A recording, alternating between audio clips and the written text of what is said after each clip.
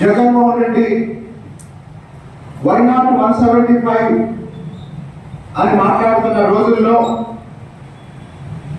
దాదాపు 2 ఏళ్ల క్రితం ఇప్పటంలోనే పవన్ కళ్యాణ్ గారు ఒక మాట చెప్పారు. ప్రభుత్వ వ్యతిరేక ఓటు చేయలేని వనం అన్నారు.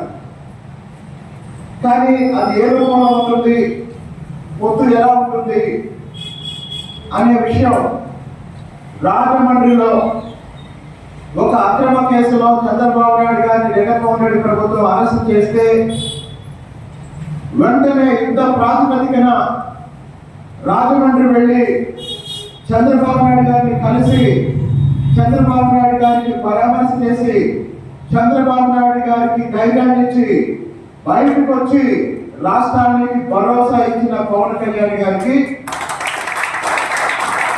మరొకసారి ధన్యవాదాలు.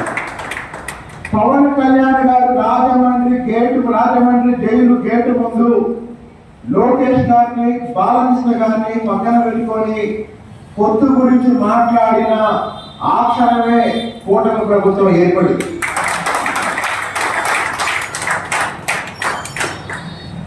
నేను ఆ రోజుల్లో రెగ్యులర్ గా ఏదో టీవీ ఛానల్లో సాయంత్రం 7 గంటలకి కూర్చోండేవాడు. పవన్ కళ్యాణ్ గారు రాజమండ్రిలో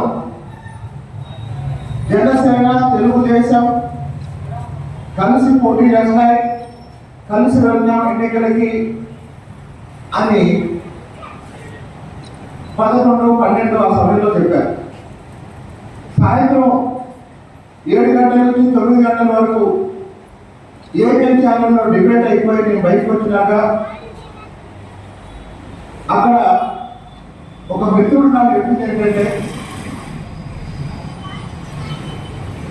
శ్రీనివాస్ గారు మీరు అమరావతి కోసం పోరాడుతున్నారు, మీరు ఏం చేస్తారని నాకు తెలియదు, మీరు ఎన్నికల్లో టికెట్ తెచ్చుకోండి, టికెట్ వస్తే మీరు గెలిచినట్టే అన్నాడు. ఎలా చెప్తున్నావు అన్న.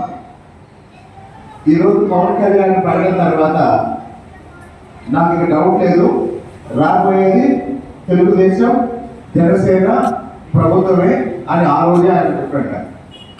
ఆ తర్వాత బీజేపీ కలవడం ఇంకా ఉపయోగపడింది.